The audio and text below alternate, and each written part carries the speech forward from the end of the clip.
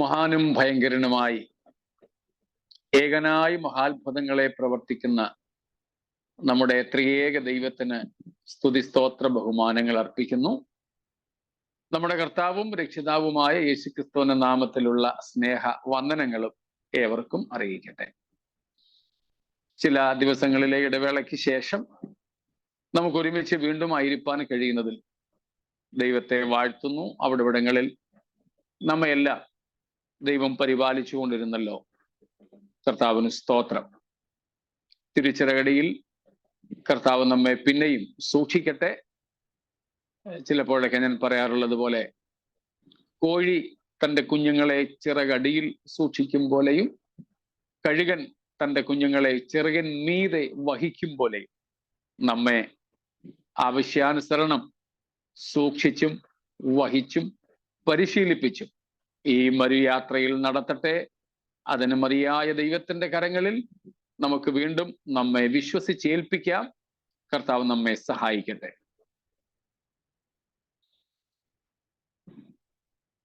നമ്മൾ പഠിച്ചുകൊണ്ടിരിക്കുന്നത് വെളിപ്പാട് പുസ്തകം 4ഉം 5ഉം അധ്യായങ്ങളാണ്. അതിൽ ഇപ്പോൾ നമ്മൾ ചിന്തിച്ചുകൊണ്ടിരുന്നത് അവിടെ കാണുന്ന ആരാധന 4ാം അധ്യായത്തിൽ സിംഹാസനസ്ഥനായ ഇരിക്കുന്നവനും ഇരുന്നവനും വരുന്നവനുമായ പിതാവായ ദൈവത്തിൻ്റെയും 5ാം അധ്യായത്തിൽ അറുക്കപ്പെട്ട കുഞ്ഞാടും യഹൂദ ഗോത്രത്തിലെ സിംഹവുമായ യേശുക്രിസ്തുവിൻ്റെയും ആരാധനയെ പറ്റിയാണ്. അതിൽ 5ാം അധ്യായത്തിന്റെ 8 മുതൽ 10 വരെയുള്ള വാക്യങ്ങളിൽ ഒരു പുതിയ പാട്ട് എന്ന് നമ്മൾ കണ്ടു. അങ്ങനെയെങ്കിൽ പഴയ പാട്ടേത് എന്നതായിരുന്നു നമ്മൾ ചിന്തിച്ചു കൊണ്ടിരുന്നത്. പഴയത് എന്ന് പറഞ്ഞ് തള്ളാൻ പറ്റില്ല. എന്നാൽ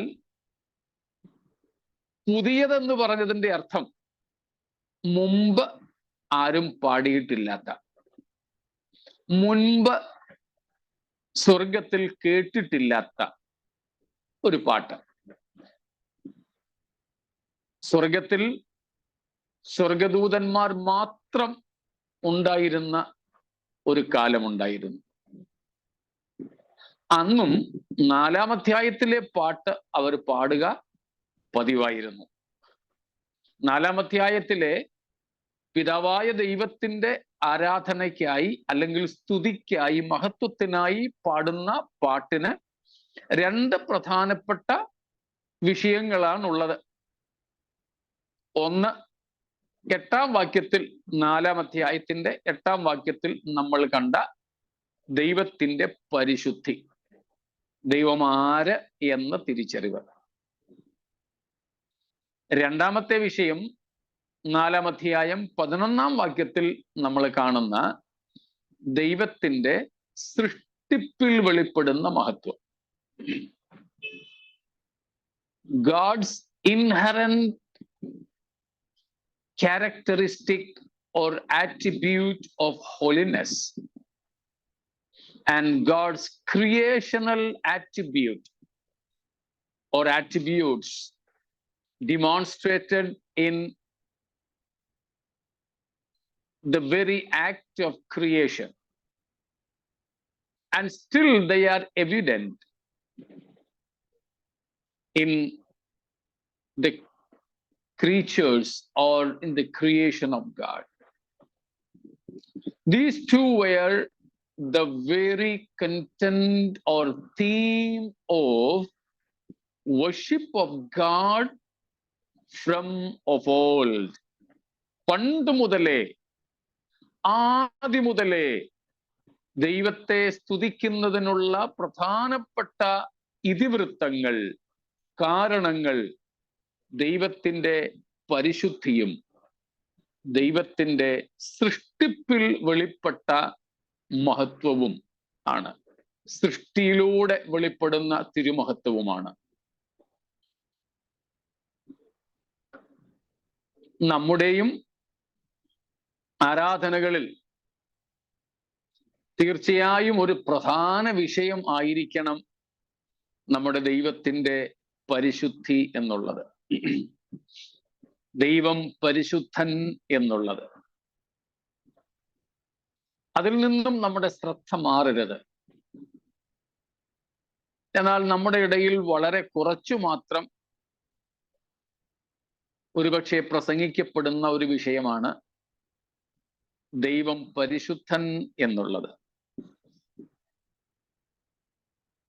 ദൈവം പരിശുദ്ധൻ.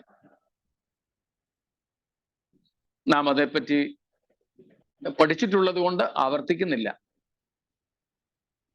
നാമും ദൈവത്തെ സ്തുതിക്കുമ്പോൾ ദൈവീക പരിശുദ്ധിയുടെ ദർശനം നമ്മുടെ ഉള്ളിൽ ഉണ്ടാവേണം. ഓർമ്മ കാണും, bishop William temple true worship, ശരിയായ ആരാധന എന്നതിനെ പറ്റി പറഞ്ഞപ്പോൾ അതിലെ ആദ്യത്തെ അദ്ദേഹം പറയുന്ന പോയിന്റ്, ആദ്യത്തെ വിഷയം ഓർമ്മ കാണുമായിരിക്കുമല്ലോ നിങ്ങൾ ചിലർക്കെങ്കിലും.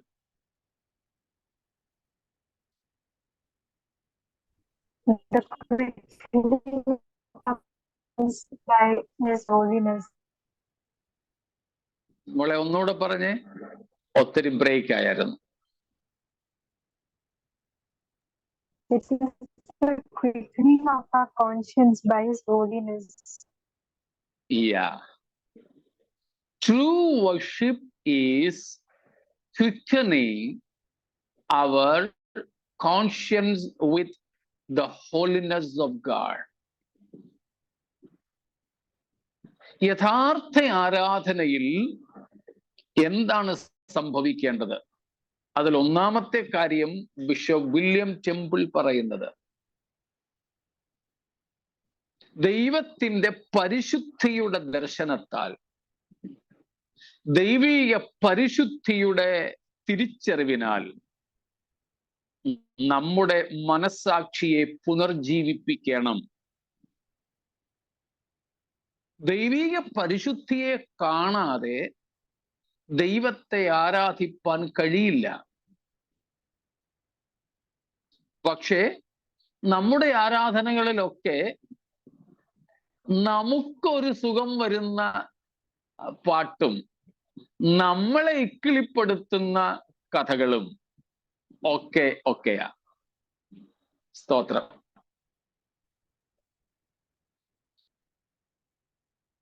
മനസ്സിലാവുന്നുണ്ടല്ലോ? നമുക്ക് സന്തോഷം തരുന്ന, നമുക്ക് വൈകാരികമായ ഒരു സുഖം തരുന്ന,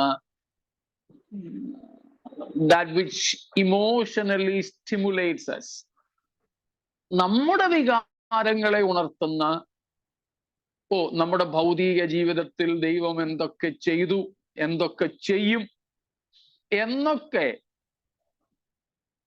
നമ്മോട് പറയുന്ന കാര്യങ്ങളാണ് നമ്മുടെ പാട്ടുകളുടെയൊക്കെ ഇതിവൃത്തം. അതല്ല സത്യത്തിൽ, അതല്ല സത്യത്തിൽ. സ്തോത്രം.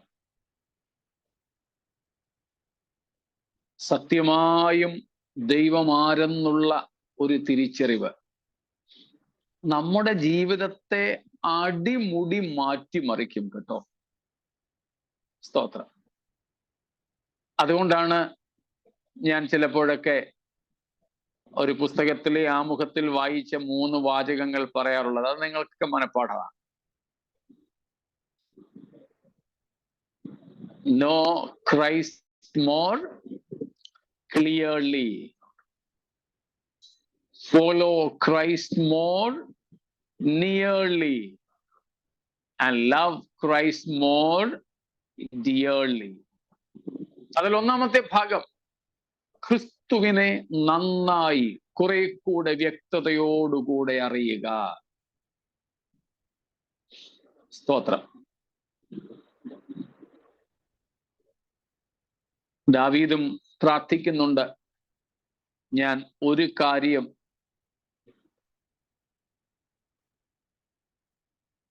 എന്താ ചെയ്യുന്നത്? അപേക്ഷിക്കുന്നു. അപേക്ഷിക്കുന്നു. അത് അത് തന്നെ ഞാൻ ആഗ്രഹിക്കുന്നു. ചിലപ്പോൾ നമ്മുടെയൊക്കെ അപേക്ഷ വേറെയും ആഗ്രഹം വേറെയുമാണ്.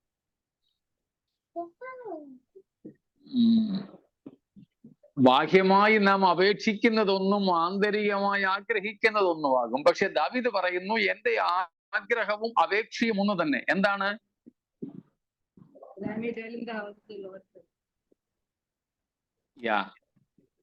വാക്യം വായിച്ചോ 27:4 സാം.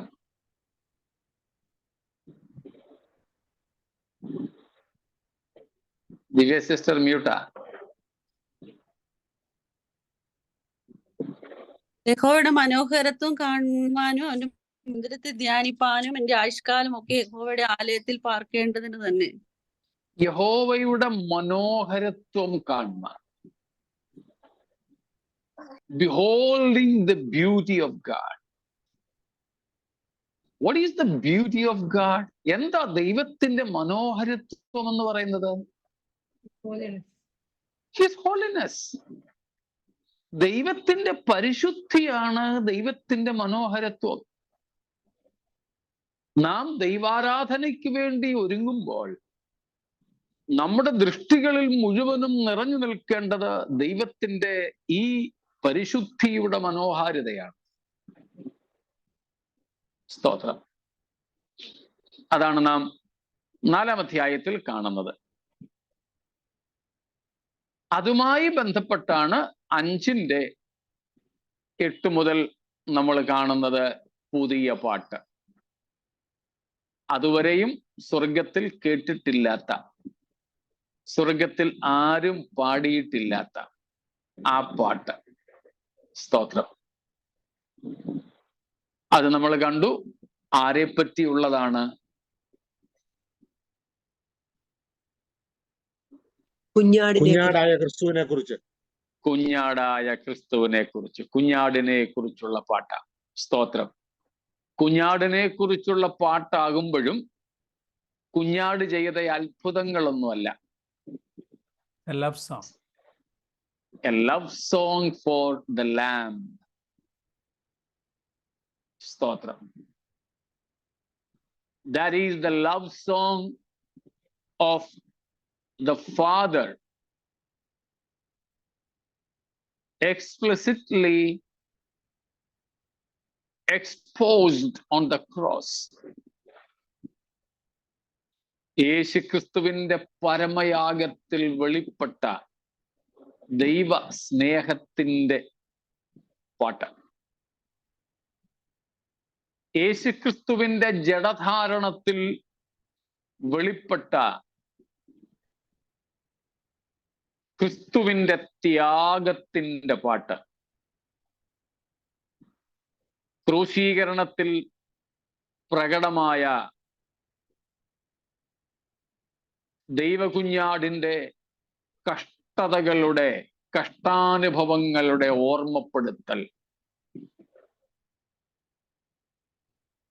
ആ കാൽവറി യാഗത്തിലൂടെ നമുക്ക് ലഭ്യമായ മാനവകുലത്തിന് ലഭിച്ച പകരം വെക്കാൻ കഴിയാത്ത രക്ഷാപദ്ധതിയെ കുറിച്ചുള്ള വർണ്ണനയാണത്. സ്തോത്രം. സത്യത്തിൽ പുതിയ നിയമത്തിന്റെ ആരാധനയിൽ ഇവകളാണ് മുന്നിട്ട് നിൽക്കേണ്ടത്. പഴയ പുതിയ നിയമങ്ങളെ സമന്വയിപ്പിക്കുമ്പോൾ ഇത് രണ്ടും ഉണ്ടാവണം നമ്മുടെ പാട്ടുകളിൽ. എന്തേ? ദൈവത്തിന്റെ പരിശുദ്ധിയുടെ ദർശനവും ദൈവത്തിന്റെ സ്നേഹത്തിന്റെ വെളിപ്പാടും. ക്രൂശിലെ കഷ്ടതകളും ക്രിസ്തു നമുക്ക് വേണ്ടി സഹിച്ച ത്യാഗത്തിന്റെ വർണ്ണനകള്. നമുക്ക് ലഭിച്ച ഭൗതിക നന്മകളെ കുറിച്ചൊക്കെ പറഞ്ഞോളൂ, തെറ്റൊന്നുമില്ല. നമുക്ക് ലഭിച്ച ഭൗമിക നന്മകൾ നിമിത്തം ദൈവത്തിന് സ്തോത്രം ചെയ്തോളൂ, ഒരു തെറ്റുമില്ല. അത് വേണം, മറക്കരുത്. ഉപകാരങ്ങളൊന്നും മറക്കരുത്, മറക്കണ്ട. ഏറ്റവും നിസ്സാര കാര്യം മുതൽ തന്നെ ചെയ്തോളൂ. സ്തോത്രം. പക്ഷേ അങ്ങനെ ചിലപ്പോൾ നമ്മൾ ആഗ്രഹിച്ചതൊന്നും ലഭിച്ചെന്ന് വരില്ല. എന്നാലും നമ്മൾ ചോദിക്കാത്ത, നമുക്കർഹമല്ലാത്ത നിത്യരക്ഷ, പാപമോചനം, ദൈവഭവനത്തിലേക്കുള്ള ദത്തെടുപ്പ്, സ്തോത്രം, ഇതൊക്കെയല്ലേ നമുക്ക് ലഭിച്ച ഭാഗ്യകരമായ ദാനങ്ങൾ. ഇവകൾക്കൊക്കെ വേണ്ടിയല്ലേ നമ്മൾ അധികവും ദൈവത്തിന് സ്തോത്രം ചെയ്യേണ്ടതും ദൈവത്തിന് പാടേണ്ടതും. പക്ഷെ നമ്മുടെ പാട്ടുകളിലും നമ്മുടെ സ്തോത്രത്തിലും നാം ദൈവത്തെ മഹത്വപ്പെടുത്തുന്നതിലും കൂടുതലും കാരണങ്ങൾ ഇങ്ങനെയുള്ള ആത്മീയമായ സംഗതികളാണോ അതോ ഭൗതികമായ കാര്യങ്ങളാണോ? രണ്ടുണ്ടെന്നറിയാം, കൂടുതൽ എന്നതാണ് ഞാൻ ചോദിച്ചത്. അധികവും ഭൗതികമായതാണ്. ആ ഉപകാരങ്ങൾ മറക്കരുത്, ചെയ്തോളൂ. പക്ഷേ സ്തോത്രം, അതൊന്നും ലഭിച്ചില്ലെങ്കിലും നമുക്ക് ലഭിച്ച നിത്യരക്ഷ, നമുക്ക് ലഭിച്ച ദൈവത്തിന്റെ മക്കളെന്ന പുത്രത്വത്തിന്റെ പദവി, ദത്തെടുപ്പിന്റെ അവകാശം, സ്തോത്രം, ഈ മഹോന്നതനായ ദൈവത്തെ അബ്ബ, പിതാവേ എന്ന് വിളിപ്പാൻ ലഭിച്ച സ്വപുത്രന്റെ ആത്മാവ്, നമുക്ക് വേണ്ടി ക്രൂശിൽ ചൊരിയപ്പെട്ട പുണ്യാഹ രക്തം, ഇവകളൊക്കെ ആയിരിക്കണം നമ്മുടെ സ്തുതിസ്തോത്രങ്ങളുടെ അടിത്തറ, നട്ടെല്ലെന്ന് പറയുന്നത്. The very cardinal part of our praises, our worships, our thanking God should be the very cross, the very person of God, the very person of Christ, the very redemptive work done on the cross, and the results we get because of the cross. Even സൗഖ്യം പോലും, ശാരീരിക അത്ഭുതകരമായ സൗഖ്യം പോലും Calvary ക്രൂശിൽ യേശു മരിക്കാതെ തന്നെ നമുക്ക് ലഭിക്കുമായിരുന്നതാണ്. സ്തോത്രം. മരിച്ചവരുടെ ഉയർപ്പ് പോലും യേശു മരിക്കുന്നതിന് മുൻപ് പഴയ നിയമ പ്രവാചകന്മാരിൽ കൂടെ പോലും ദൈവം ചെയ്തിട്ടുണ്ട്. നമുക്കറിയാം, പഴയ നിയമത്തിൽ തന്നെ യേശുവിന്റെ ജനനത്തിനും മുമ്പ് തന്നെ എത്ര പേര് മരിച്ചവർ അത്ഭുതകരമായിട്ട് ഉയർത്തിട്ടുണ്ടെന്ന്. എലീശയുടെ സമയത്ത് എലിജ, എലൈജ ആൻഡ് എലീഷ, മൂന്ന് പേര്. ഏലിയ ഉയർപ്പിച്ച സാരഫാത്തിലെ വിധവയുടെ മകൻ,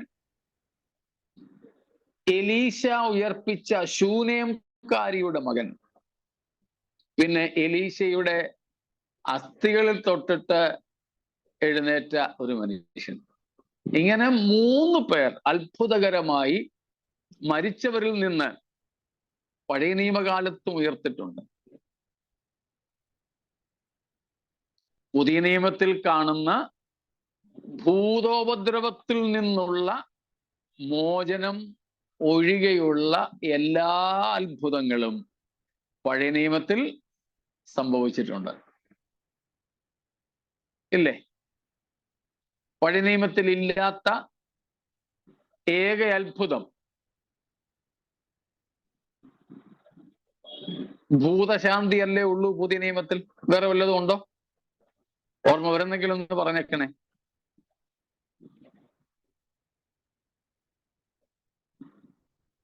Exclusive miracle found in the New Testament, which cannot be found in the Old Testament. Is there any other miracle or sign other than deliverance from evil possession? കാഴ്ചയില്ലാത്ത ആൾക്ക് കാഴ്ച കൊടുക്കുന്നത്. അതെല്ലാം ശാരീരിക സൗഖ്യങ്ങളല്ലേ? വെള്ളത്തിന്മീതെ നടന്നത്, വെള്ളത്തിന്മീതെ നടന്നത്, അത് a miracle over the nature. പ്രകൃതിയിന്മേൽ നടന്ന അത്ഭുതമാണ്. അതുപോലെ പഴയ നിയമത്തിലേക്ക് നമ്മൾ നോക്കിയാൽ കടൽ ഉൾപ്പെടെ ഉള്ളതിനെ വിഭജിച്ചിട്ടുണ്ട്. കടലിനുള്ളിലൂടെ യോർദാൻ പല പ്രാവശ്യം പിരിഞ്ഞു. ഏലിയാവിന്റെയും എലീശയുടെയും യോശുവയുടെയും ഒക്കെ സമയത്ത് മഴ പെയ്തിട്ടുണ്ട്. അതെ, അത് പുതിയ നിയമത്തിൽ ഇല്ലാത്ത ഒന്നാണ്. അപ്പോൾ ഇതുപോലെയുള്ള അത്ഭുതങ്ങളൊക്കെ ഈ നിങ്ങളൊരു പക്ഷെ പഠിച്ചിട്ടുണ്ടായിരിക്കും, കേട്ടിട്ടുണ്ടായിരിക്കും. ബൈബിളിൽ ഉള്ള അത്ഭുതങ്ങൾ 3-4 ടൈപ്പാണ്, 3-4 തരത്തിലുള്ളതാണ്. ഫിസിക്കൽ, ശാരീരികമായ അത്ഭുതങ്ങൾ, രോഗങ്ങളും മറ്റും. നേച്ചർ, പ്രകൃതിയുടെ മേലുള്ള അത്ഭുതങ്ങൾ. ഇപ്പോൾ നമ്മൾ പറഞ്ഞതുപോലെയുള്ള മഴ പെയ്യിക്കുന്നതോ മഴ നിർത്തുന്നതോ, വെള്ളത്തിന്മീതെ നടക്കുന്നതോ, കാറ്റിനെയും കടലിനെയും ശാസിക്കുന്നതോ, കടൽ അല്ലെങ്കിൽ വെള്ളത്തെ വിഭജിക്കുന്നതോ, ഇതെല്ലാം ആ ഗണത്തിൽപ്പെടുന്നതാണ്. പിന്നെയുള്ളത് ഡെത്ത്, മരണത്തിന്റെ മേലുള്ളതാണ്. അതും നമുക്ക് രണ്ടിടത്തും കാണാൻ സാധിക്കും.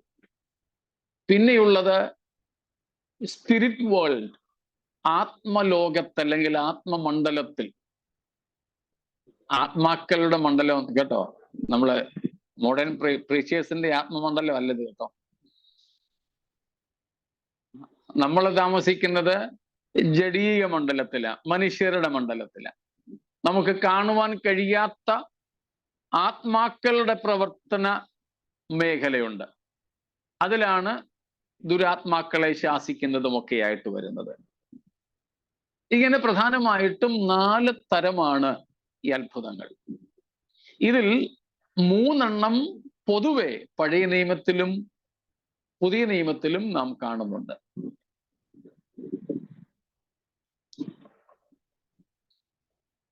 വിവിധമായ രോഗങ്ങൾ മാറുന്നതും, മരിച്ചവർ ഉയർക്കുന്നതും, താൽക്കാലികമായ ആവശ്യങ്ങൾ നടക്കുന്നതും, ദൂതന്മാർ ഇറങ്ങി വന്ന് പ്രവർത്തിക്കുന്നതും ഒക്കെ പല മേഖലകളിൽ. ഒരുപക്ഷെ പുതിയ നിയമത്തിലേക്കാൾ പഴയ നിയമത്തിൽ അത്ഭുതങ്ങൾ അങ്ങനെയുള്ളത് ധാരാളമുണ്ട്. പക്ഷേ പറഞ്ഞു വരുന്നത്, അതിനൊന്നിനും വേണ്ടി യേശുവിന് ക്രൂശിൽ മരിക്കേണ്ടതില്ലായിരുന്നു.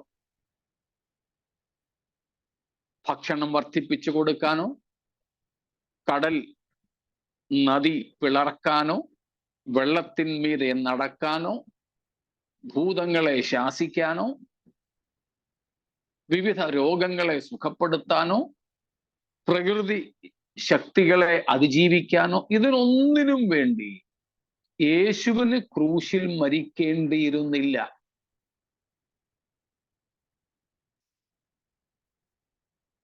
ഇതൊക്കെ ആർക്കും ലഭ്യമായിരുന്നു.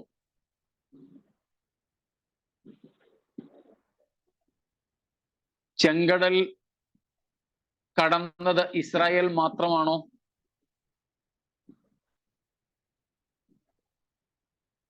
ചിന്തിക്കേണ്ടി വരുമായിരിക്കും അല്ലേ?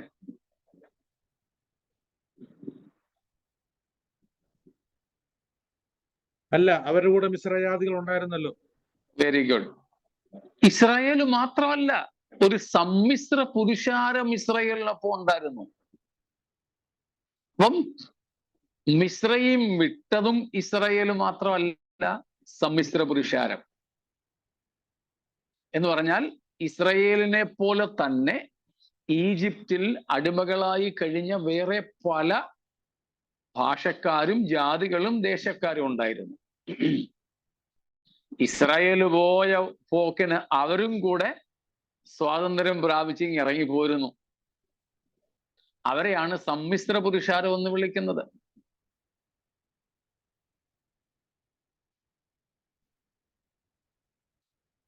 അപ്പം ചെങ്കടൽ കടന്നതും മിസ്രയീം വിട്ടതും മന്ന തിന്നതും ഇറച്ചി കഴിച്ചതും മേഘത്തിന്റെ കീഴിൽ പാർത്തതും അഗ്നിത്തൂണിൽ പ്രകാശം കണ്ടതും പാറയിലെ വെള്ളം കുടിച്ചതും ഒക്കെ ഇസ്രായേൽ മാത്രമല്ല, കൂടെ ഉണ്ടായിരുന്ന ജാതികളിൽപ്പെട്ടവരും ഇതെല്ലാം അനുഭവിച്ചു. ആ അത്ഭുതങ്ങളൊക്കെ അനുഭവിക്കുവാൻ അവർക്കാർക്കും ദൈവമക്കളാകണമെന്നില്ലായിരുന്നു. പുതിയ നിയമത്തിൽ യേശുവിന്റെ കാലത്തും അപ്പം തിന്നവരും അത്ഭുതം കണ്ടവരും അത്ഭുതം അനുഭവിച്ചവരും രോഗശാന്തിയും ഭൂതശാന്തിയും കുഷ്ഠരോഗ വിമുക്തിയും ഒക്കെ പ്രാപിച്ചവരും എല്ലാം ശിഷ്യന്മാരുടെ ഗണത്തിൽപ്പെട്ടവരായിരുന്നു? അല്ല. സ്തോത്രം. എന്നാൽ മക്കൾക്ക് മാത്രം അവകാശപ്പെട്ട കാര്യമാണ് ഇവിടെ 5-ാമത്തെ അധ്യായത്തിൽ കുഞ്ഞാടിനെ സ്തുതിക്കുവാൻ വേണ്ടിയിട്ടുള്ള പുതിയ പാട്ട്. എന്താണ്? വിലയ്ക്ക് വാങ്ങി. സ്തോത്രം. We are purchased by the blood of the Lamb of God. സ്തോത്രം. 7 മുതൽ 10 വരെ ഒന്നും കൂടെ നമുക്ക് വായിക്കാം. അവൻ സിംഹാസനത്തിൽ ഇരിക്കുന്നവന്റെ വലങ്കയിൽ നിന്ന് പുസ്തകം വാങ്ങിയപ്പോൾ 4 ജീവികളും 24 മൂപ്പന്മാരും ഓരോരുത്തരും വീണയും വിശുദ്ധന്മാരുടെ പ്രാർത്ഥന എന്ന ധൂപവർഗം നിറഞ്ഞ പൊൻകലശവും പിടിച്ചുകൊണ്ട് കുഞ്ഞാടിന്റെ മുമ്പാകെ വീണു. പുസ്തകം വാങ്ങുവാനും അതിന്റെ മുദ്ര പൊട്ടിപ്പാനും നീ യോഗ്യൻ. നീ അറുക്കപ്പെട്ടു നിന്റെ രക്തം കൊണ്ട് സർവ്വഗോത്രത്തിലും ഭാഷയിലും വംശത്തിലും ജാതിയിലും നിന്നുള്ളവരെ ദൈവത്തിനായി വിലയ്ക്ക് വാങ്ങി. ഞങ്ങളുടെ ദൈവത്തിന് അവരെ രാജ്യവും പുരോഹിതന്മാരും ആക്കി വെച്ചു. അവർ ഭൂമിയിൽ വാഴുന്നു എന്നൊരു പുതിയ പാട്ട് ഞാൻ പാടുന്നു. പുതിയ പാട്ട് അവർ പാടുന്നു. അവർ പാടും. സ്തോത്രം. അപ്പോൾ പുതിയ പാട്ട് കുഞ്ഞാടിന്റെ യോഗ്യതയെക്കുറിച്ചും കുഞ്ഞാടിന്റെ കാൽവറി മരണത്തെക്കുറിച്ചും അതിന്റെ ഫലത്തെക്കുറിച്ചുമാണ്. സ്തോത്രം. കുഞ്ഞാടിന്റെ യോഗ്യത, കുഞ്ഞാടിന്റെ മരണം അല്ലെങ്കിൽ ക്രൂശിൽ എന്താണോ കുഞ്ഞാടി ചെയ്തത്,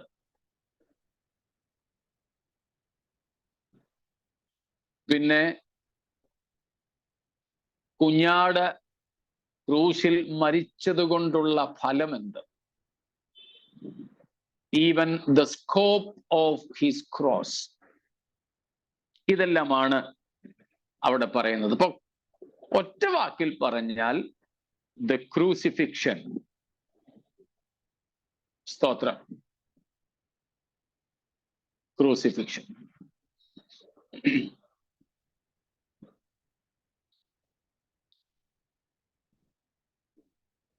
ഒത്തിരി പേര് ക്രൂസിഫിക്ഷന്റെ സ്പെല്ലിംഗ് തെറ്റായിട്ട് എഴുതാറുണ്ട്, ഫിക്ഷൻ ആക്കാറുണ്ട്. FICTION അല്ല, fix ION, fiction. Crucifix FIXION ആകാവും. ഒത്തിരി ഇടത്തും തെറ്റായ, ചില ക്രൂസിഫിക്കേഷൻ എന്നും പറയാറുണ്ട്, അതും തെറ്റാണ്. Not crucification, not crucifixion, crucifix ION ആകാവും, ക്രൂസിഫിക്ഷൻ. അപ്പോൾ യേശുവിന്റെ ക്രൂശീകരണം, ആ നിത്യത മുഴുവനും നമ്മൾ പാടുന്ന പാട്ട് ഇതായിരിക്കും. ദൈവത്തിന്റെ പരിശുദ്ധി, ദൈവത്തിന്റെ സ്നേഹം, കുഞ്ഞാടിന്റെ ക്രൂശ് മരണം. ഈ മൂന്നെണ്ണം, ഈ മൂന്ന് വിഷയങ്ങൾ നമ്മുടെ പാട്ടിന്റെ പ്രധാന കാതലായിരിക്കണം. നമ്മുടെ ആരാധനാ യോഗങ്ങളിൽ, ആരാധനാ ഗീതങ്ങളിൽ ഈ മൂന്ന് കാര്യങ്ങൾ നിർബന്ധമായും ഉൾപ്പെടുത്തിയിരിക്കണം. നമ്മുടെ പ്രസംഗങ്ങളിലും നമ്മുടെ പ്രാർത്ഥനയിൽ പോലും സ്തോത്രം ചെയ്യുന്നതിൽ ഈ വിഷയങ്ങൾ ഉണ്ടായിരിക്കണം. നമ്മുടെ പ്രാർത്ഥനയുടെയൊക്കെ ശൈലികൾ മാറണം. വെറും സ്റ്റീരിയോ ടൈപ്പ് ആകരുത് കേട്ടോ. മനപ്പാഠം പഠിച്ചു വെച്ചിട്ട് ചുമ്മാ ഇങ്ങനെ തത്ത പറയുന്നത് പോലെ പറയുന്നതാകരുത്. ഉള്ളിൽ നിന്ന്, ഹൃദയത്തിന്റെ ആഴത്തിൽ നിന്ന് നമ്മൾ ഈ കാര്യങ്ങൾ തിരിച്ചറിഞ്ഞ് കർത്താവിനോട് ഏറ്റുപറയണം. സ്തോത്രം. അപ്പോൾ ഈവൻ നമ്മൾ തൽക്കാലം 4-ാം അധ്യായത്തിന്റെ 8-ാം വാക്യത്തിൽ 4 ജീവികൾ പാടുന്ന പരിശുദ്ധൻ പരിശുദ്ധൻ പരിശുദ്ധൻ എന്ന പാട്ട് മാറ്റിവെച്ചേക്കൂ. അത് പാടാതെ തന്നെ ക്രൂശിനെ മാത്രം നമ്മൾ എടുത്താലും ദൈവത്തിന്റെ പരിശുദ്ധി അവിടെ വെളിപ്പെടും. സ്തോത്രം. കാരണം കാൽവറിയിൽ എന്തൊക്കെയാണ് വെളിപ്പെട്ടത്?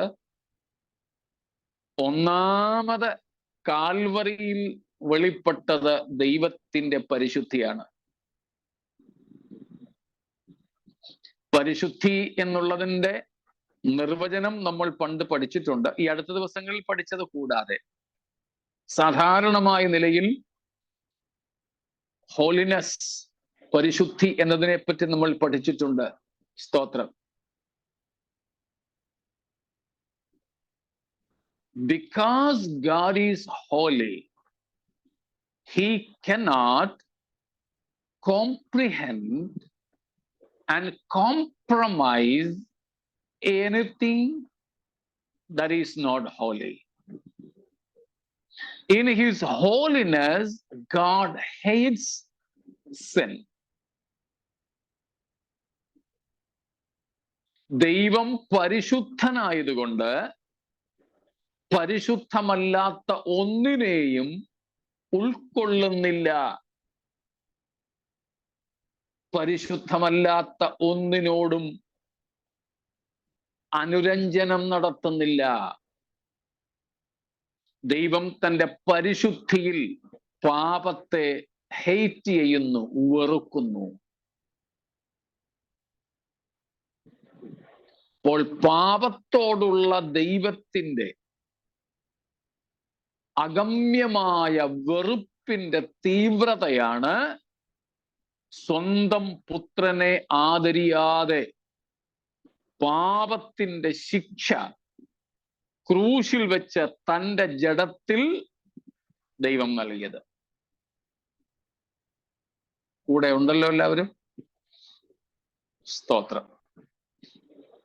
അപ്പോൾ ക്രൂശിൽ തന്നെ നാം കാണുന്നു ദൈവത്തിന്റെ പരിശുദ്ധിയുടെ വെളിപ്പാട്. നമ്മൾ കണ്ടിട്ടുണ്ട്. രണ്ടാമത് ക്രൂശിൽ നാം കാണുന്നു ദൈവ നീതിയുടെ വെളിപ്പാട്.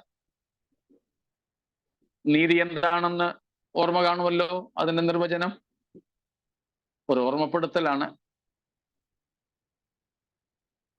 മറന്നുപോയോ? What is the justice or the righteousness of God? How can we define? Anyone, how you remember? Standing right with God. Standing right with God. Of course, righteousness has that, but rather more than that, something. തെറ്റിന് ശിക്ഷയുണ്ട്. Yeah. Stotram. Punishing sin. പാപത്തെ ശിക്ഷിക്കുന്ന ദൈവത്തിന്റെ സ്വഭാവമാണ് നീതി. അതായത് righteousness is divine attribute which cannot let the sin unpunished. പാപത്തെ ശിക്ഷിക്കാതെ വിടാൻ കഴിയാത്ത ദൈവിക സ്വഭാവ വൈശിഷ്ട്യമാണ് ദൈവത്തിന്റെ നീതി. ദൈവം പരിശുദ്ധിയിൽ പാപത്തെ വെറുക്കുന്നു. ദൈവം തന്റെ നീതിയിൽ പാപത്തിന് ശിക്ഷ വിധിക്കുന്നു. അങ്ങനെ വരുമ്പോഴാണ് നീതീകരിക്കുന്നത് ദൈവത്തോടൊപ്പം നമ്മെ നിർത്തുന്നത്. Because of that, he stands us right with him. മൂന്നാമത് നമ്മൾ കണ്ടിട്ടുണ്ട്, കാൽവറി എന്ന് പറയുന്നത് ദൈവ സ്നേഹത്തിന്റെ പ്രദർശനശാലയാണെന്ന്. Cross is also the demonstration of the love of God. അപ്പോൾ കുറഞ്ഞത് ക്രൂശിനെ നാം ധ്യാനിക്കുമ്പോൾ ദൈവത്തിന്റെ ഈ മൂന്ന് പ്രധാന സ്വഭാവങ്ങൾ വെളിപ്പെടുന്നു: പരിശുദ്ധി, നീതി, സ്നേഹം. സ്തോത്രം. മറ്റൊന്നും കൂടെ അവിടെ വെളിപ്പെടുന്നുണ്ട്. ക്രൂശിൽ എന്താണ്? God's manifold wisdom. ദൈവത്തിന്റെ ബഹുവിധമായ ജ്ഞാനം. അതേപ്പറ്റിയും നമ്മൾ പഠിച്ചിട്ടുണ്ട്, വിശദീകരിക്കുന്നില്ല.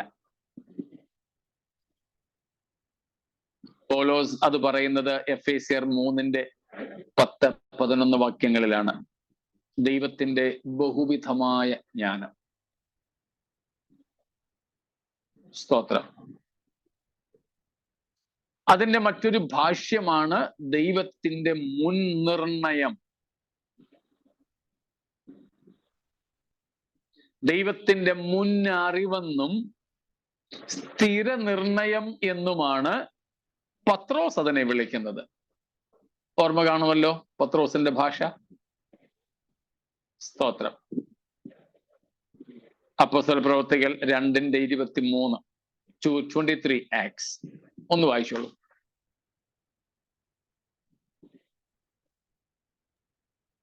ഇസ്രായേൽ പുരുഷന്മാരെ, ഈ വചനം കേട്ടുകൊള്ളുവീൻ. നസറേയനായ യേശുവിനെ ദൈവം തന്റെ സ്ഥിര നിർണയത്താലും മുന്നറിവിനാലും ഏൽപ്പിച്ചിട്ട് നിങ്ങൾ അവനെ അധർമ്മികളുടെ കൈയാൽ തറപ്പിച്ചു കൊന്നു. യേശുവിന്റെ ക്രൂശീകരണത്തെ കുറിച്ച് പത്രോസ്ലീഹ ആദ്യത്തെ പെന്തക്കോസ്ത് പ്രസംഗത്തിൽ പറയുകയാണ്. നസറായനായ യേശുവിനെ നിങ്ങൾ അധർമ്മികളുടെ കയ്യിൽ ഏൽപ്പിച്ച് ക്രൂശിൽ തറപ്പിച്ചു കൊന്നു. പക്ഷേ അത് എങ്ങനെയാ സംഭവിച്ചത്? 2 കാര്യങ്ങൾ. ഒന്ന്, ദൈവത്തിന്റെ സ്ഥിര നിർണയം, ദൈവത്തിന്റെ മാറ്റമില്ലാത്ത തീരുമാനമെന്ന് സാധാരണ ഭാഷയിൽ പറയാം. ദൈവത്തിന്റെ സ്ഥിര നിർണയം. 2, മുന്നറിവ്. നാം ക്രൂശിനെ ഓർത്ത് ദൈവത്തിന് സ്തുതി പാടുമ്പോൾ, കുഞ്ഞാടിനെ മഹത്വപ്പെടുത്തുമ്പോൾ, അത് യേശുവിന് മാത്രം പോകുന്ന ഒരു സ്തുതിയായിട്ട് ആരും കരുതരുത്.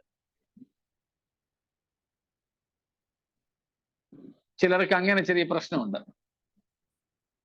കുഞ്ഞാടിനെ മാത്രം സ്തുതിക്കുമ്പോൾ പിതാവിനും പരിശുദ്ധാത്മാവിനും ഒന്നും കൊടുക്കുന്നില്ലയോ?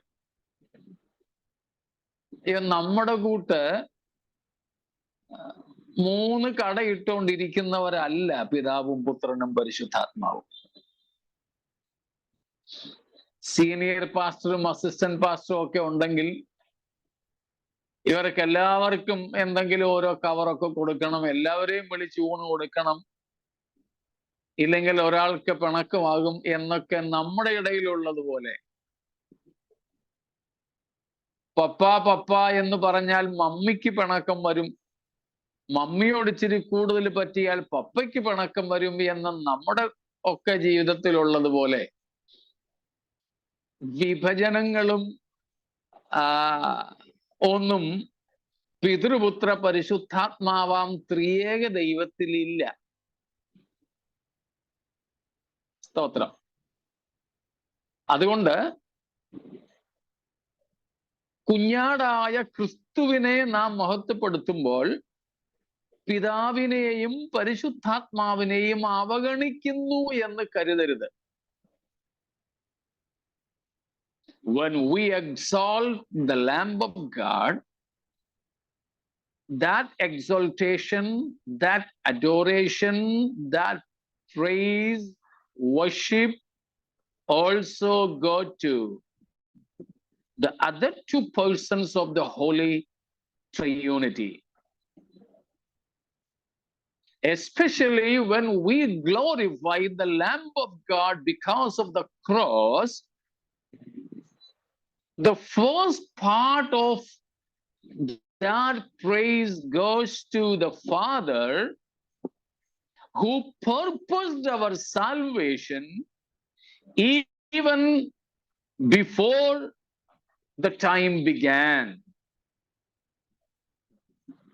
It was his foreknowledge and his predestination.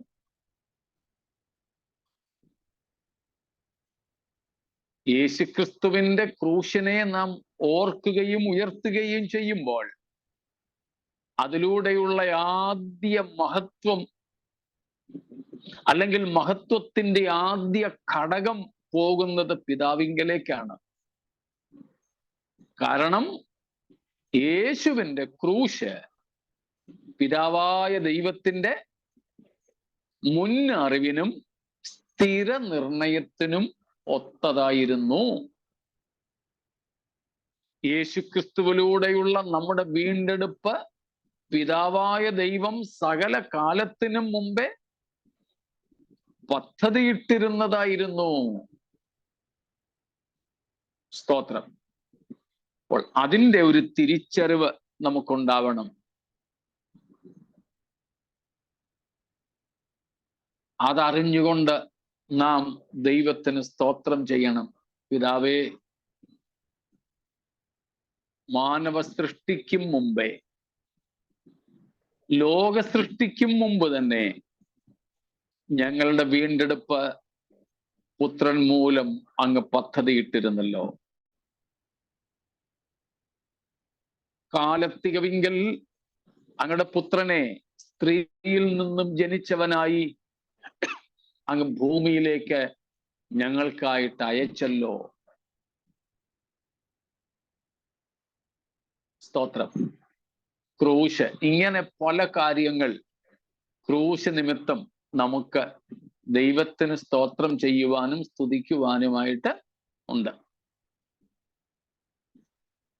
അതാണ് നാം മനസ്സിലാക്കേണ്ടത്. ഈ പാട്ടിൽ നാം തിരിച്ചറിയേണ്ടത് the cross was not something accidental. എതിർച്ചയാ പെട്ടെന്ന് അങ്ങനെ അങ്ങ് സംഭവിച്ചതല്ല ക്രൂശ്. സ്തോത്രം. അതുകൊണ്ടാണ് ചിലപ്പോഴൊക്കെ നമ്മൾ ചിന്തിച്ചിട്ടുള്ളത് cross was not something accident. It was not something natural. It was not just an execution.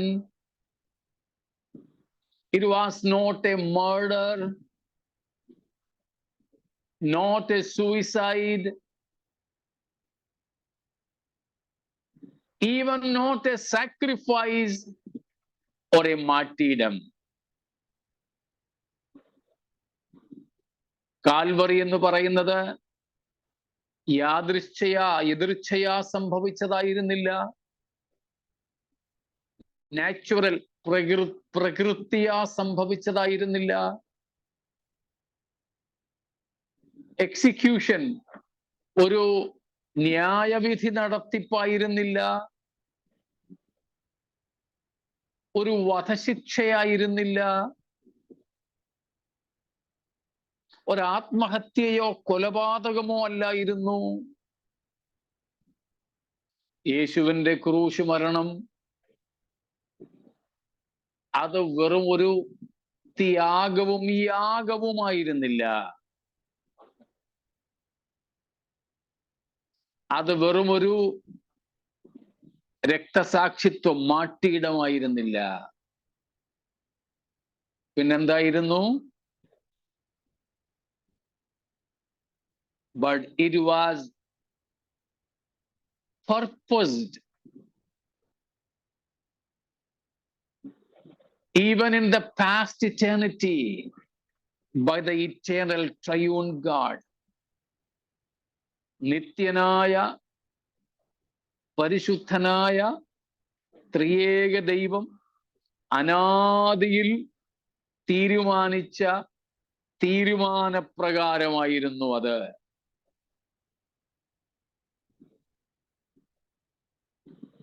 അതൊരു യാഗവും ത്യാഗവുമായിരുന്നില്ല എന്ന് പറഞ്ഞപ്പോൾ ചിലപ്പോൾ ഒരു ചെറിയ സംശയം നിങ്ങൾക്ക് തോന്നിക്കാണും. ചിലരുടെയൊക്കെ മുഖത്ത് ഞാനത് ദർശിച്ചു.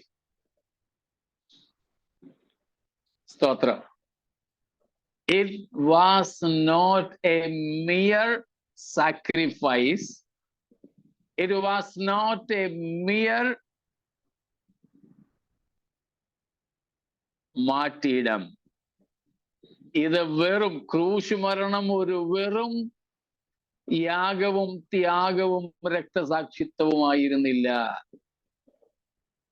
എത്രയോ രാഷ്ട്രീയ നേതാക്കൾ ദേശത്തിന് വേണ്ടി ത്യാഗം സഹിച്ചിരിക്കുന്നു, രക്തസാക്ഷികളായിരിക്കുന്നു, ഇല്ലേ? നമ്മുടെ ബഹുമാനപ്പെട്ട രാഷ്ട്രപിതാവ് ഉൾപ്പെടെ എത്രയോ രാഷ്ട്രീയ നേതാക്കൾ, ദേശീയ നേതാക്കൾ ബ്രിട്ടീഷുകാരുടെ ഭരണകാലത്ത് മരിച്ചവരുണ്ട്, സ്വാതന്ത്ര്യം കിട്ടിക്കഴിഞ്ഞ് മരിച്ചവരുണ്ട്. എത്രയോ രക്തസാക്ഷിത്വ സ്മാരകങ്ങൾ നമ്മുടെയൊക്കെ രാജ്യത്തുണ്ട്.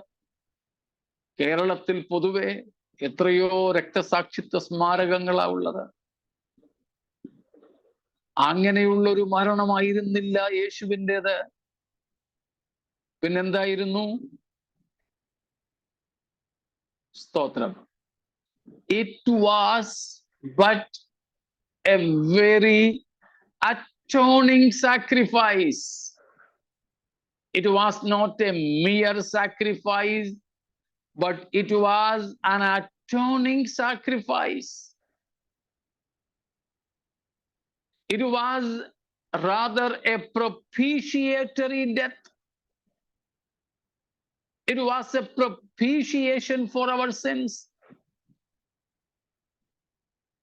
യേശുവിന്റെ മരണം വെറും ഒരു ത്യാഗമായി യാഗമായും കാണരുത്. പകരം ഇത് ഒരു പ്രായശ്ചിത്തയാഗമായിരുന്നു. ഒരു പ്രായശ്ചിത്തയാഗം. A വിക്കേറിയസ് death. ഒരു പ്രതിമരണം, പകരം ഉണ്ടായ മരണം. സ്തോത്രം. വെറുമൊരു മരണമായിരുന്നെങ്കിൽ, വെറുമൊരു യാഗമായിരുന്നെങ്കിൽ അത്രയും നമ്മൾ സ്തോത്രം ചെയ്താൽ മതിയായിരുന്നു. പക്ഷെ ഇതോ നമ്മുടെ പാപങ്ങളുടെ പരിഹാരത്തിന് വേണ്ടി, നമ്മുടെ പാപത്തിന്റെ പ്രായശ്ചിത്തമായിട്ടായിരുന്നു.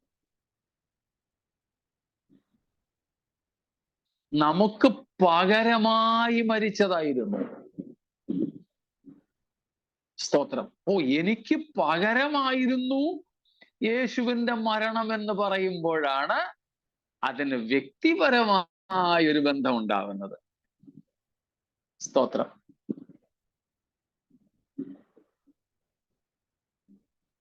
നമ്മുടെ രാഷ്ട്രപിതാവ് മരിച്ചില്ലായിരുന്നെങ്കിൽ എനിക്ക് മരിക്കേണ്ടി വന്നേനേമായിരുന്നു എന്ന് വരുമ്പോഴാണ് അദ്ദേഹത്തിന്റെ മരണം എനിക്ക് വേണ്ടിയായിരുന്നു എന്ന്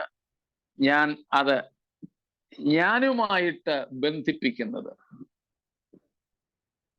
യേശു മരിച്ചില്ലായിരുന്നെങ്കിൽ യേശു മരിച്ചതുപോലെ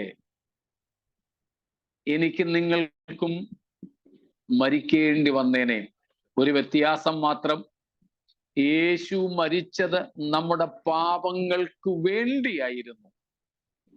നമ്മുടെ പാപങ്ങൾക്ക് വേണ്ടി യേശു മരിച്ചില്ലായിരുന്നെങ്കിൽ നമുക്ക് നമ്മുടെ പാപങ്ങൾ നിമിത്തവും പാപത്തിലും മരിക്കേണ്ടി വന്നേനെ.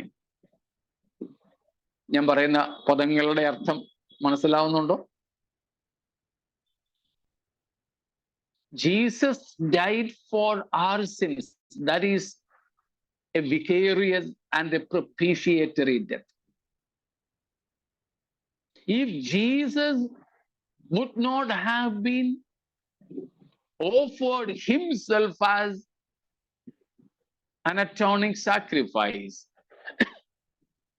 we could have been dead because of our sins as well as in our sins. But Jesus died for our sins. നമ്മുടെ പാപങ്ങൾക്ക് വേണ്ടി യേശു ക്രൂശിൽ മരിച്ചു. അതുകൊണ്ട് നമുക്ക് നമ്മുടെ പാപങ്ങൾ നിമിത്തവും നമ്മുടെ പാപങ്ങളിലും മരിക്കേണ്ടി വരുന്നില്ല. അതിൽ നിന്ന് നമുക്ക് എന്ത് ലഭിക്കുന്നു? മോചനം, വിമോചനം. സ്തോത്രം. യേശുവിന്റെ മരണം മറുവിലയായ മരണമായിരുന്നു. Christ's death was a ransom death. മറുവിലയായിട്ടാണ് അവൻ മരിച്ചത്. മറുവില. സ്തോത്രം. A ransom death. Praise God.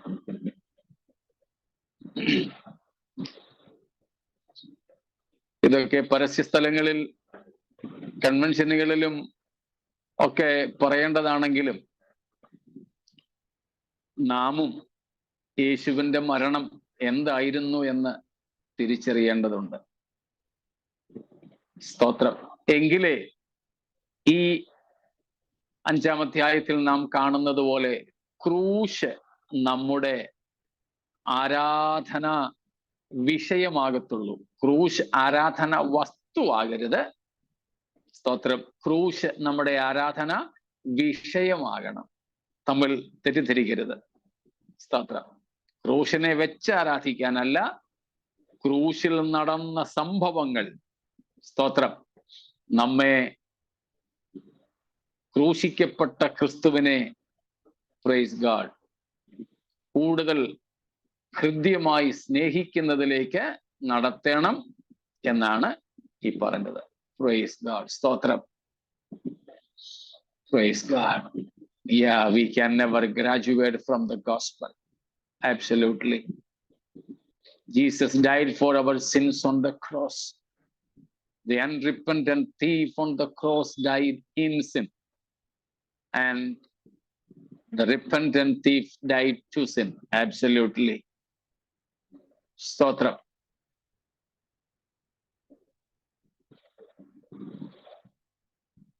മൂന്ന് ക്രൂശുകളെ കുറിച്ച് പറയാറുണ്ട്. കാൽവറിയിൽ ഉയർന്ന, ഗോൽഗോഥായിൽ ഉയർന്ന 3 കുരിശുകൾ. അതിൽ യേശുവിന്റെ ക്രൂശ് പാപങ്ങൾക്ക് വേണ്ടിയായിരുന്നു, അല്ലെങ്കിൽ യേശുവിന്റെ മരണം. മാനസാന്തരപ്പെടാത്ത കള്ളൻ പാപത്തിൽ മരിച്ചു. എന്നാൽ മാനസാന്തരപ്പെട്ട കള്ളൻ died to sin, പാപത്തോടും മരിച്ചു. സ്തോത്രം. അപ്പോൾ ഈ ക്രൂശ് നമ്മുടെ പാട്ടായിരിക്കണം. നമ്മൾ പാടാറുണ്ടല്ലോ, എനിക്ക് പാട്ടും പ്രശംസയും ദൈവകുഞ്ഞാടും തൻ കുരിശും. നാം എപ്പോഴും ഓർക്കണം, ഈവൻ നിത്യത മുഴുവനും നാം ഓർക്കുന്നത് ഈ സംഭവമായിരിക്കും. നമ്മുടെ കൊറോണ മാറിയതും, ക്യാൻസർ മാറിയതും, നമ്മുടെ കല്യാണം നടന്നതും, വീട് വെച്ചതും, വിദേശത്ത് എവിടെയെങ്കിലും നമ്മൾ പോയതും, ഇതൊന്നും നമ്മൾ നിത്യതയിൽ ഓർക്കുകയും പാടുകയും ചെയ്യുന്ന കാര്യങ്ങളല്ല. അതെല്ലാം ഇവിടം കൊണ്ട് തീരും, ഇവിടം കൊണ്ട് തീരും. എത്ര രോഗം നമ്മുടേത് മാറിയാലും ഒരു ദിവസം നമ്മൾ മരിക്കും. എത്ര ദൈവിക രോഗശാന്തിയും അത്ഭുതവും നമ്മൾ അനുഭവിച്ചാലും ഒരിക്കൽ നമ്മുടെ ദേഹം ദ്രവിക്കും, ക്ഷയിക്കും. സ്തോത്രം. ജരാനരകൾ നമ്മെ ബാധിക്കും. എന്നാൽ നിത്യത മുഴുവനും നമ്മൾ പാടുന്നത് ഈ ഒരു പാട്ടായിരിക്കും. അതെപ്പോഴും നമ്മുടെ ഗീതമായിരിക്കണം. അപ്പോൾ കാൽവറിയെ കുറിച്ച് ഓർക്കുമ്പോൾ 1-ാം ഭാഗം നമ്മൾ ചിന്തിച്ചത് ഇതൊരു യാദൃശ്ചിക സംഭവമായിരുന്നില്ല. ദൈവത്തിന്റെ സ്ഥിര നിർണയത്താലും മുന്നറിവിനാലും ദൈവം പുത്രനെ ശത്രുക്കളുടെ കയ്യിലേക്ക് ഏൽപ്പിച്ചു കൊടുക്കുകയായിരുന്നു. യേശു തന്നെ താൻ ശത്രുവിന്റെ കരങ്ങളിൽ നമുക്ക് വേണ്ടി ഏൽപ്പിച്ചു കൊടുക്കുകയായിരുന്നു. പത്രോസ് പറയുന്നത് പോലെ യേശു തന്നെ താൻ നമ്മുടെ പാപങ്ങളെ തൻ്റെ ചുമലിൽ ചുമന്നുകൊണ്ട്, അല്ലെ തൻ്റെ തലയിൽ ചുമന്നുകൊണ്ട് ക്രൂശിന്മേൽ കയറുകയായിരുന്നു. 1 പത്രോസ് 2:24 ഞാൻ ഈ പറഞ്ഞത്. സ്തോത്രം. അത് നാം ഓർക്കുക. സ്തോത്രം. അപ്പോൾ യേശുവിന്റെ ക്രൂശ് മരണം എന്തായിരുന്നു എന്നുമാണ് നാം ഈ ഭാഗങ്ങളിൽ നിന്നും പഠിച്ചത്. സ്തോത്രം. മർക്കോസ് 10:45 നമുക്കറിയാം. Mark 10:45, there Jesus said his death was a ransom death. യേശുവിന്റെ മരണം മറുവിലയായ മരണമായിരുന്നുവെന്ന്. സ്തോത്രം. അതുപോലെ തന്നെ 1 തിമോത്തിയോസ് 2:6 നാം അത് കാണുന്നുണ്ട്. 1 തിമോത്തി 2:6 അവിടെയും നാം അത് തന്നെ കാണുന്നുണ്ട്. യേശു നമ്മെ വിലയ്ക്ക് വാങ്ങി. സ്തോത്രം. നാം അവിടെ ഏതാണ് കണ്ടത്? നിന്റെ രക്തം കൊണ്ട് നീ സകല ഗോത്രങ്ങളിൽ നിന്നും, ഭാഷകളിൽ നിന്നും, വംശങ്ങളിൽ നിന്നും, ജാതികളിൽ നിന്നുമുള്ളവരെ നിന്റെ പിതാവായ ദൈവത്തിന് വേണ്ടി വിലയ്ക്ക് വാങ്ങി. അതെ, ഗലാത്യ ലേഖനം 3:13, ഗലേഷ്യൻസ് 3:13, അതുപോലെ തന്നെ ഗലേഷ്യൻസ് 4:4-5, ഗലാത്യർ 3:13, 4:5 വാക്യങ്ങളിലൊക്കെ നാം കാണുന്നു, Jesus purchased us, Jesus bought us from the curse and bondage of the law. ന്യായപ്രമാണത്തിന്റെ ശാപത്തിൽ നിന്നും, ന്യായപ്രമാണത്തിന്റെ ദാസ്യത്വത്തിൽ നിന്നും ക്രിസ്തു നമ്മെ വിലയ്ക്ക് വാങ്ങി. സ്തോത്രം. അതുപോലെ 1 പത്രോസ് 1-ാം അധ്യായം 18-19 വാക്യങ്ങൾ നാം കാണുന്നുണ്ട്. സ്തോത്രം. 2 പത്രോസ് 2-ന്റെ 1-ാമത്തെ വാക്യം, 1 കൊരിന്ത്യർ 6-ന്റെ 20, 7-ന്റെ 23, ഇവിടെയെല്ലാം നമ്മൾ കാണുന്നു യേശു നമ്മെ വിലയ്ക്ക് വാങ്ങി. റെഫറൻസ് ഞാൻ ഒന്നും കൂടെ പറയാം, ചിലപ്പോൾ എല്ലാവർക്കും കിട്ടിക്കാണത്തില്ലായിരിക്കും. Galatians 3:13, Galatians 4 and 5, 1 Peter 1 verses 18 and 19, 2 Peter 2 verse 1, 1 Corinthians chapter 6, 19-20, especially verse 20, and also 1 Corinthians chapter 7 verse 23. ഇവിടെ എല്ലാം നമ്മൾ കാണുന്നു യേശു നമ്മെ വിലയ്ക്ക് വാങ്ങി. യേശു നമ്മെ വിലയ്ക്ക് വാങ്ങി. Praise God. സ്തോത്രം. അതെ, പാപത്തിന്റെ അടിമത്വത്തിൽ നിന്ന്, അതിന്റെ ദാസ്യത്വത്തിൽ നിന്ന് നമ്മെ വിലയ്ക്ക് വാങ്ങി. Praise God. ഇവയെല്ലാം നാം ഇപ്പോഴേ ഓർക്കുകയും നന്ദിയുള്ളവരായി ദൈവത്തിന് പാടുകയും ഒക്കെ ചെയ്യണം. സ്തോത്രം. ഇതുവരെ ഈ സ്വാതന്ത്ര്യം യേശുവിലൂടെ അനുഭവിച്ചിട്ടില്ലാത്ത ആരെങ്കിലും ഞങ്ങളെ കേൾക്കുന്നെങ്കിൽ, നിങ്ങൾക്ക് വേണ്ടിയും കൂടെ ക്രൂശിൽ മരിച്ച, അടക്കപ്പെട്ട് ഉയർത്തെഴുന്നേറ്റ, ഇന്നും മഹത്വത്തിൽ ജീവിക്കുന്ന, വേഗം തന്റെ വിശുദ്ധന്മാരെ ചേർക്കുവാൻ മേഘങ്ങളിൽ വരുന്ന കർത്താവായ യേശുവിൽ വിശ്വസിക്കുക. ക്രിസ്തുവിന്റെ പ്രായശ്ചിത്ത മരണത്തിൽ വിശ്വസിച്ച് പാപങ്ങൾ ഏറ്റുപറഞ്ഞ് പാപ ശാപ മോചനം ഏറ്റെടുക്കുക. നമ്മുടെ കർത്താവ് വരുന്നു. മാറാനാഥ. സ്തോത്രം. ഈ വിഷയങ്ങൾ എന്തെങ്കിലും സംശയം ഉണ്ടെങ്കിൽ ദൈവം വെച്ചാൽ നാളെ ചോദിക്കുക. ഇന്ന് സമയം ആയതുകൊണ്ട് ഞാൻ അങ്ങ് നിർത്തുന്നു. ഈ വചനങ്ങളാൽ ദൈവം നമ്മെ അനുഗ്രഹിക്കുമാറാകട്ടെ. സ്തോത്രം.